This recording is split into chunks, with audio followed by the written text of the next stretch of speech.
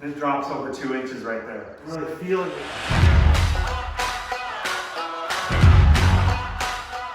Hey, this is Mark Cook at Dalinghaus Construction. We are in beautiful San Clemente, California, where our crews are working on a residence. And some of the signs I look for are this crack here, and the crack by the window frame.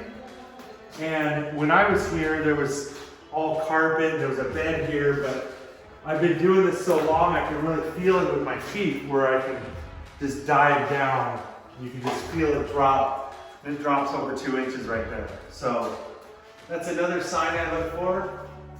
Right there, see that door frame? You can really tell it's tweaked, and this back half is dropped and it's cracked the slab of the footing.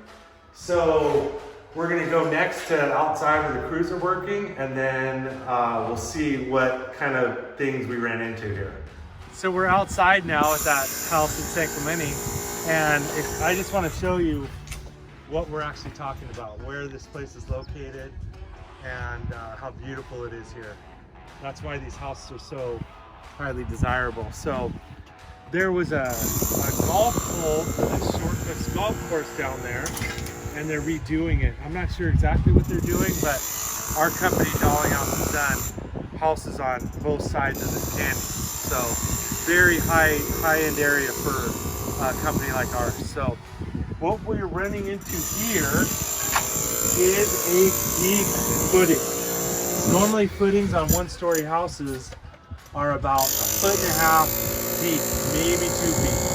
But this one is excessively deep, 4 feet in total. So I was here talking to the crew and Joe, our project manager, and we were thinking that this could be a footing where they added on after the fact. Maybe the house was like 10 years and it started settling, and the early days of foundation work, maybe they added concrete to think they were reinforcing it, but you're actually adding weight to a sinking ship. So it's a lot more work for our crews, but they're doing a great job. You can see how flat that is, and they're going to get the brackets underneath there.